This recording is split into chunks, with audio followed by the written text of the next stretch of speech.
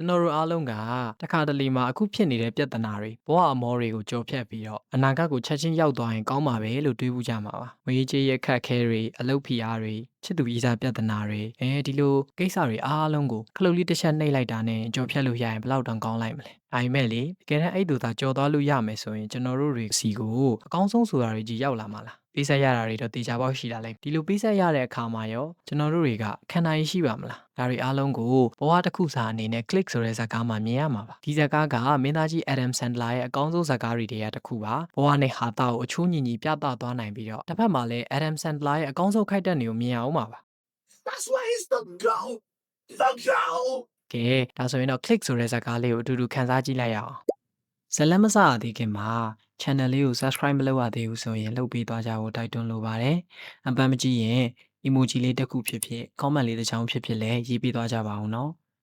ကဲဒါဆိုရင်တော့ဇလန်လေးစလိုက်အောင် Michael Newman ဆိုတာကအရန်ကိုအလုပ်ကြိုးစားတဲ့ architect တယောက်ပါသူ့မှာတိတ်ချောတဲ့သတိတဲ့လေးဒိုနာရဲ့ချစ်စရာကောင်းတဲ့သားလေးနဲ့သမီးလေးရဲ့ဆိုတဲ့တာမန်မိသားစုပွားလေးကိုပိုင်ဆိုင်ထားပါတယ်Newman ကသူ့မိသားစုကိုတိတ်ချစ်တဲ့အတွက်ပိုကောင်းတဲ့ဘဝကိုအမြဲတမ်းပေးချင်နေခဲ့တာပါဒါကြောင့်လည်းအမြဲတမ်းအလုပ်ရှုံနေတတ်ပြီးတော့ကလေးတွေကိုအချိန်ပေးဖို့တော့မအားတဲ့လူမျိုးပေါ့အလုပ်လဲရောက်ရောသူတင်ပြတဲ့အစာအုပ်ပုံစံတွေကတခုမှအဆင်မပြေဖြစ်ပါလေရောဒါနဲ့သူတတိအိမ်မှာကမြို့ငါအခွင့်အရေးတော့ထပ်ပေးမယ်ချိန်တော့သိပ်မရဘူးတဲ့ဒါနဲ့ Michael လည်း okay ရတယ်ပေါ့လေဒါပေမဲ့သူကလေးတွေကိုဂရီပေးထားတာတွေကလည်းရှိနေပါသေးတယ် Michael တယောက်တော့ဒုက္ခရောက်နေပါပြီဒါနဲ့ပဲသူသားရဲ့ရေကူးပြိုင်ပွဲကိုမမီလိုက်ဖ ೇನೆ ပြိုင်ပွဲပြီးသွားတဲ့အချိန်မှာရောက်လာပါတယ်ရေကူးပြိုင်ပွဲမှာသူသားဘန်နဲ့အားကစားနည်းပြသူသားကိုအရန်ဂယူးဆိုင်ကြောင်တွေ့ရမှာပါမိုက်ကယ်ကတော့ဘယ်ကြည့်မလဲမွေချင်းချီမြင်ဆိုသလိုသူ့ဇနီးကျော်လေးကိုလည်းထိခိုက်လာမှလည်းစိုးရသေးတယ်မဟုတ်လားဖေတယောက်အနေနဲ့ကလည်းသူသားအတွက်သူကိုယ်တိုင်ကအားကိုးရတဲ့သူဖြစ်ချင်ခဲ့တာပါပါတီရောက်တော့လည်းအလုပ်တွေရှုပ်ပြီးဖုန်းပြောနေရပြန်ပါရောဒါကြောင့်ပဲကလေးတွေကိုမိုက်ကယ်ရဲ့အဖေကလေးတွေရဲ့အဖိုးကအကျွေးစည်းမျက်လှည့်လေးပြပြီးတော့ထိန်းနေရပါတယ်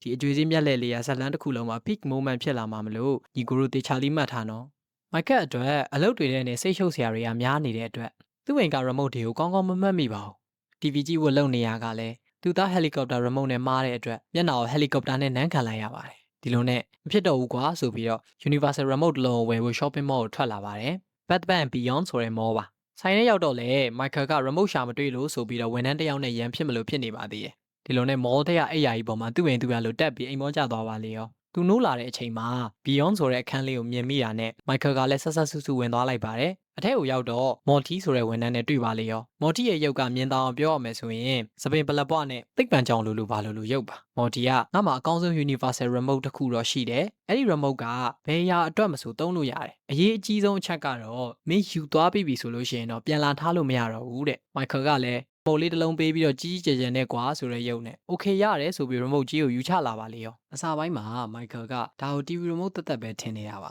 ပေမဲ့သူကခွေးဟောင်တာကို mute လုပ်လို့ရတယ်သူ့ဘဝရဲ့အယောင်တွေကို contract ချိန်တယ်လို့ပြောင်းလဲလို့ရတယ်ဆိုတာသိလာပါတယ်ဒီ remote ရဲ့အမိုက်ဆုံးအချက်ကတော့အချိန်ကိုရက်လို့ရတယ်ဆိုတဲ့အပိုင်းပါပဲစဉ်းစားကြည့်လေပူညံလှုပ်နေတဲ့တထေးကိုအချိန်ရက်ပစ်ပြီးပါရိုက်ပစ်တယ်နားတွေကိုလိန်ဆွဲတယ်ဘိုက်ကိုထိုးတယ်နောက်ဆုံးလက်နက်ကြီးပါကျွေးလိုက်ပါသေးတယ်ဒါတွေဆိုတာကျွန်တော်တို့အရွယ်ရောက်ပြီးသားလူတွေအားလုံးရဲ့ခေါင်းထဲကအတွေ့တွေမဟုတ်ဘူးလားဒါတွေနဲ့လည်းအားမရသေးပဲသူကဒီ remote နဲ့ပဲသူ့ရဲ့ငယ်ဘဝကို rewind ပြန်လုပ်ပြန်ရစ်ပြီးတော့သူဘလို့ကြီးပြင်းလာရတယ်လဲဆိုတာကိုပါပြန်ကြည့်ခဲ့ပါသေးတယ်ဒီအချိန်မှာပဲဒီ remote က TV တစ်လုံးနဲ့မကပဲနဲ့ဘဝတစ်ခုလုံးကိုထိန်းချုပ်နိုင်တာသိရတော့ Michael တယောက်လုံးဝကိုအံ့ဩဝမ်းသာသွားပါတယ် Michael တယောက် remote ကိုတုံးပြီးတော့အတိတ်ကိုပြန်သွားကြည့်ခဲ့တဲ့အချိန်တွေမှာသူ့ဖေပြနေကြအကျွေစေးလေးကိုဝါးစားပြတဲ့မျက်လက်ပြကွက်လေးလည်းပါပါတယ်။ Morty နဲ့အတူတူသွားကြည့်တာကြောင့် Morty ကိုငါဒီလက်ကွက်ကိုတိတာကြာပေါ့ငါတိကြောင်တော့အဖေကိုပြောပြမထားဘူးလို့ဂုံယူဝင်ကြွားစာနဲ့ပြောလိုက်ပါသေးတယ်။ Michael အနေနဲ့ဒီ remote အကြောင်းကိုတိသွားပြီးတဲ့နောက်ပိုင်းမှာအပြည့်အဝသုံးချဖို့ကြိုးစားပါတော့တယ်။ငါတော့ဒါကြီးကိုတညာလုံးတီးမခံနိုင်ဘူးကွာဆိုပြီးတော့ပြင်းစရာကောင်းတဲ့မိသားစုညစာစားပွဲရနေအလုပ်သပွဲမှာတယောက်တည်းရှိနေမဲ့အချိန်ကိုကြော်ပစ်လိုက်ပါတယ်။အလုပ်သပွဲရောက်တော့လေကလေးတွေကိုမထိန်ကျင်တာနဲ့သူမိမဒိုနာနဲ့စကားများနေပါသေးတယ်။ Michael ကတော့ထုံးစံအတိုင်း skip ပေါ့လေ။နောက်ဆုံးအတူတူအိမ်မက်အချိန်ကိုပါကြော်ပစ်လိုက်ပါတယ်။တကယ်ကိုဆရာ3မိနစ်ပါ။ညဘက်ကြီးအိတ်ခမ်းပြင်ထွက်ပြီးမော်ဒီကိုခဏတွေ့လို့ရမလားလို့ဖုန်းဆက်လိုက်တဲ့အချိန်မှာပဲမော်ဒီကအိမ်ရှိကိုချက်ချင်းရောက်ချလာပါတယ်။ဒီအချိန်မှပဲ Michael က remote မှာပါတဲ့ autopilot ဆိုတဲ့စနစ်ကိုသိလာရပါတယ်။ autopilot ဆိုတာကရင်ရထားတွေမှာမောင်းသူမပါဘဲနဲ့အလိုလျောက်ထိန်းချုပ်မောင်းနေတဲ့စနစ်ပါဒီ remote မှာလည်းဒီလိုစနစ်ပါပါတယ်ဆိုလိုတာက Michael အချိန်တွေကိုကြော်ပစ်လိုက်တိုင်းမှာသူကိုယ်တိုင်တော့မသိဘဲနဲ့သူ့ခန္ဓာကိုယ်ကအလိုလျောက်တုံ့ပြန်နေတာပါ ညစာစားပွဲမှာဆိုရင်သူမိမဒိုနာကိုနောက်နေ့မနက်သူ့အဖေအတွက်လက်ဆောင်သွားရေးမဲ့ကိစ္စသူကိုယ်တိုင်တော့မသိဘဲနဲ့လက်ခံပြီးလိုက်ပါတယ်ဒီလိုနဲ့ပဲသူက remote ကိုသဘောကျပြီးတော့အချိန်တွေကြော်ပစ်တာခန္ဓာကိုယ်အသားရောင်တွေပြောင်းပစ်တာသူ့တထေးကိုသေးလိုက်ကြီးလိုက်လှုပ်ပြီးတော့စိတ်တိုင်းကြနေပါတော့တယ်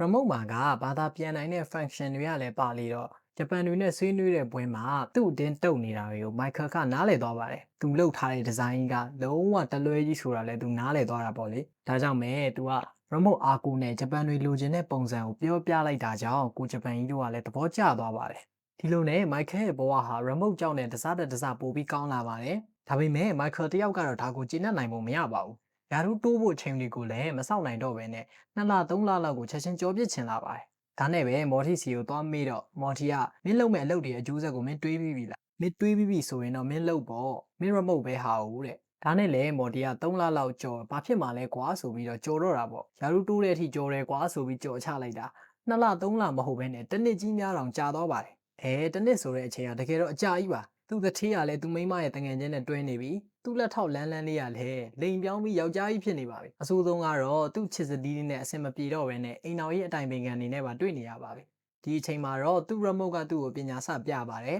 remote မှာက auto pilot ဆိုတဲ့စနစ်အပြင်အချက်အလက်တွေကိုအလိုလျောက်မှတ်သားနိုင်ပြီးတော့တုံ့ပြန်တဲ့စနစ်ပါသေးပါတယ်သဘောကတော့Michael ကဒီ remote ကိုစရပါပြီဆိုကြတဲ့ကသူ့မိန်းမနဲ့စကားများတဲ့အချိန်တွေကိုကြော်ပစ်တာများတော့ remote ကလည်းသူ့မိန်းမနဲ့စကားများပြီဆိုရင်ကိုအလိုလိုကြော်ပါတော့တယ်။ထုံးစံတိုင်းကို3မိနစ်ရဲ့အိယာဘောကိစ္စတွေကိုလည်းအလိုလျောက်ကြော်ပစ်တာပေါ့လေ။သူ့ကလေးတွေကလည်းရင့်ကျက်သွားပြီးတော့သူနဲ့တူတူကြည့်ကျင်နေတဲ့ကာတွန်းကားကိုလုံးဝစိတ်ဝင်စားတော့ပါဘူး။ဒါသူ autopilot mode ဝင်နေတဲ့အချိန်တွေမှာဖြစ်ပျက်သွားတဲ့ကိစ္စတွေပါပဲ။ Michael ကအခုချိန်မှာတော့ဒါတွေကိုစပြီးတော့သဘောမကျဖြစ်လာပါပြီ။ဒီ remote ကြီးကိုလည်းမလိုချင်တော့ပါဘူးဆိုတဲ့အတွက်ကြောင့်မို့လို့ Morty ကိုပြန်ပေးပဲဆိုပေမဲ့ Morty ပြောခဲ့ဘူးသလိုဒီ remote ကတစ်ခါပိုင်ပြီးရင်လုံးဝပြန်ပေးလို့မရတော့ပါဘူး။ဒီလိုတွေဖြစ်လာပြီဆိုတော့ Michael ကရေတောင်မချိုးရတော့ပါဘူး။မချိုးရဲဆိုသူရေချိုးတဲ့အချိန်တွေကိုလည်းကြော်ပစ်နေကြဆိုတော့အခုချိန်ရေထချိုးလိုက်မယ်ဆိုရင် remote ကသူ့လိုကြော်ပစ်တော့မှာပါဒါနဲ့ပဲ Michael ကရေချိုးပစုံကြီးနဲ့အလုပ်ကိုသွားပါတော့တယ်အလုပ်ကိုရောက်တော့လဲသူကအနာဂတ်မှာကုမ္ပဏီရဲ့ CEO ဖြစ်လာတာကိုဝမ်းသာတယ်လို့ပြောမိတာ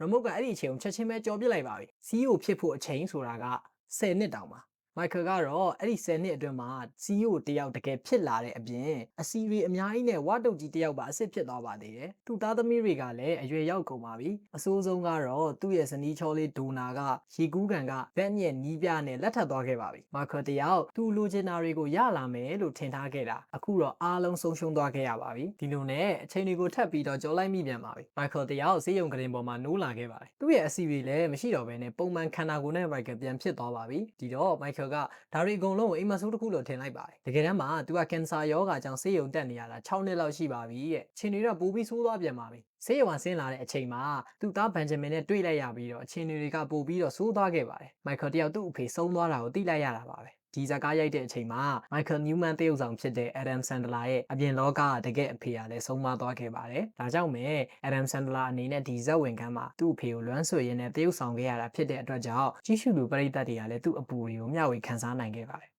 ဇလန်လေးကိုဆက်ပြီးသွားလိုက်ရအောင်။ Newman ဟာသူ့ဖေတိတ်ဆုံးခဲ့တဲ့ဇာပနာမှာတော့ရှိမနေခဲ့ပါဘူး။ဒါတွေအကုန်လုံးကို remote ကပဲလုပ်ခဲ့တာပါ။သူကဒီ remote ကိုစပြီးတော့ပိုင်ဆိုင်ခဲ့တဲ့အချိန်တုန်းကမိသားစုရေးထက်အလုပ်ကိုသာဦးစားပေးတတ်ခဲ့တဲ့သူတူဖြစ်တာကြောင့်ဒီလိုအခြေအနေတွေဖြစ်လာအောင် remote ကလုပ်လိုက်တာပါ။သူ့ဖေမျက်နှာလေးကိုနောက်ဆုံးအနေနဲ့မြင်ကျင်မိတာကြောင့် remote ကိုသူနဲ့နောက်ဆုံးတွေ့ခဲ့တဲ့အချိန်စီကိုပြန်ပြီးတော့ခေါ်သွားခဲ့ပါတယ်။အဲ့ဒီအချိန်တုန်းက Michael ရဲ့အဖေကသူ့သားသူ့မြေးလေးနဲ့အတူတူရှိကျင်နေတဲ့အတွက်ရုံးခန်းထဲထိလာခေါ်ခဲ့ပါတယ်။ Michael ကလိုက်မရဘူးလို့ပြောလိုက်တာကြောင့်ဇလန်းအစတော့မှပါခဲ့တဲ့အကျွေးစည်းမျက်လှည့်လေးရဲ့လှည့်ဝက်ချက်ကိုပြောပြမယ်လို့သူ့ဖေကလာညှိတာပေါ့ကျွန်တော်အဲ့ဒီအသုံးမကျတဲ့အကွက်ကိုတိတာကြားလာနေပြီအခုအလုပ်ပြန်လုပ်လို့ရပြီလားတဲ့ဒါက Michael ရဲ့တုံ့ပြန်မှုပါဒါနဲ့ပဲသူ့ဖေကချစ်တဲ့သားလေးလို့ပြောပြီးတော့မျက်ရည်စီးကြရင်းနဲ့ပြန်လှည့်ထွက်သွားခဲ့ပါတယ်အခုလက်ရှိအခြေအနေမှာတော့ချစ်တဲ့သားလေးဆိုတဲ့သူ့ဖေပြောခဲ့တဲ့စကားလေးကို Michael တယောက်အကြိမ်ကြိမ်ရစ်ကြည့်နေမိပါပြီဘဝရဲ့အရေးပါဆုံးသောအချိန်တွေကို remote နဲ့ကြော်ပစ်ခဲ့တဲ့ Michael တယောက်ကသူ့သားရဲ့လက်ထပ်ပွဲမှာတော့ရှိနေခဲ့ပါတယ်ဒါပေမဲ့သူချစ်ရတဲ့သမီးလေးကရေကူးကန်ကနီးပြဆရာကိုအဖေးလို့ခေါ်လိုက်တဲ့အချိန်မှာတော့သူ့နှလုံးတွေကွဲကြေသွားခဲ့ရပါတယ်ဒါက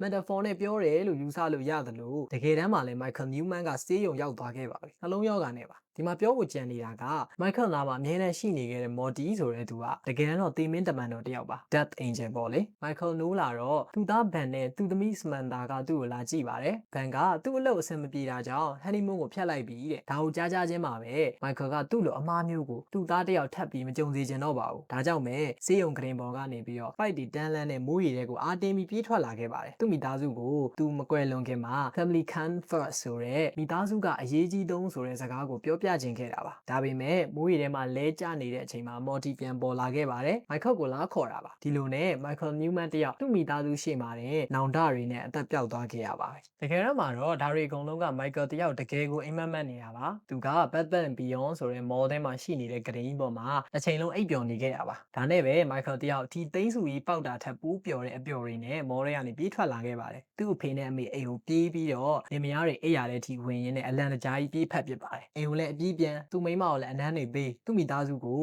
နောက်ဆိုအချိန်တွေအများကြီးပေးတော့မယ့်အကြောင်းတွေပြောပါတော့တယ်သူနောင်တတွေရခဲ့ပြီးပြီကိုစိတ်ဝင်စားဖို့ကောင်းတာက Michael တယောက်ဒီ remote ကိစ္စကြီးကိုကျွန်တော်တို့ခမားတို့လိုပဲအိမ်မက်ဆိုးကြီးလို့ထင်နေခဲ့တာပါတကယ်တမ်းမှာတော့ဒီ remote ကအိမ်မှာလက်ဆောင်အနေနဲ့ပြန်ရောက်နေပါပြီဒီချိန်တော့ Michael ကလုံးဝကိုအမားမခံတော့ပါဘူး remote ကိုအမိုက်ပုံးနဲ့ပစ်ထည့်လိုက်ပြီးတော့ဘွားရဲ့အခက်အခဲကို skip လုပ်ဖြစ်ဖို့မကြိုးစားတော့ဘဲနဲ့စက္ကန့်တိုင်းကိုတန်ဖိုးထားဖြတ်တန်းဖို့ဆုံးဖြတ်လိုက်ပါတော့တယ်ဇလန်းအလယ်မှာပါခဲ့တယ်လို့မျိုးဒီ remote ကလည်းခဏခဏပြန်ပြီးတော့ရောက်မလာတော့ဘဲနဲ့သူ့ရဲ့ဆုံးဖြတ်ချက်ကိုလက်ခံလိုက်တဲ့သဘောပါကျွန်တော်တို့ခမားတို့တွေဆိုတာကလူလောကကြီးမှာဖြတ်တန်းရင်းနဲ့အခက်အခဲတွေအများကြီးကိုကြုံတွေ့ရမှာပါဒါပေမဲ့ဒီလိုအခက်အခဲတွေဆိုတာကပဲကျွန်တော်တို့ဘဝကြီးကိုဖြစ်ပေါ်လာစေတာပါကျွန်တော်တို့လိုချင်တဲ့အရာတွေကိုလိုက်ရင်းနဲ့ကျွန်တော်တို့အနားမှာရှိနေတဲ့အရာတွေကိုတန်ဖိုးထားဖို့မေ့နေတတ်ပါတယ်ဒါကိုဒီဇာတ်ကားလေးကထောက်ပြသွားခဲ့ရပါကျွန်တော်တို့ခင်ဗျားတို့မှာရောဒီလို remote ကြီးရှိလာခဲ့လို့ရှိရင်ဘာတွေလုပ်ပြစ်မလဲ Michael လိုပဲဘဝရဲ့အမောတွေဘဝရဲ့အခက်အခဲတွေကိုကြော်ပြစ်မလားဒါမှမဟုတ်ရင် Michael အိမ်မက်မက်ခဲ့တယ်လို့မျိုးနောင်တတွေမရတော့အောင်လို့ဘဝကိုတန်ဖိုးရှိတန်ဖိုးထားပြီးတော့ဒီ small hour လေးတွေကိုကောင်းကောင်းဖြတ်သန်းမလားဆိုတာပြောပြသွားခဲ့ကြပါဦးဒီဗီဒီယိုလေးကိုသဘောကျတယ်ဆိုလို့ရှိရင်တော့ like share နဲ့ subscribe လေးလုပ်သွားခြင်းအပြင်ကူညီလို့ရပါတယ်ပတ်စဉ်စိတ်ဝင်စားစရာဇာတ်လမ်းကောင်းတွေကိုလည်း recap အနေနဲ့တင်ဆက်ပေးမှာမလို့မိတ်ဆွေတို့ကဇာတ်ကားကောင်းတွေကြိုက်တယ်ဆိုလို့ရှိရင်တော့အောက်ကခေါင်းလောင်းလေးကိုနှိပ်ပြီးတော့ note ယူသွားလို့ရပါတယ်နောက်ဗီဒီယိုမှာပြန်တွေ့ကြမယ်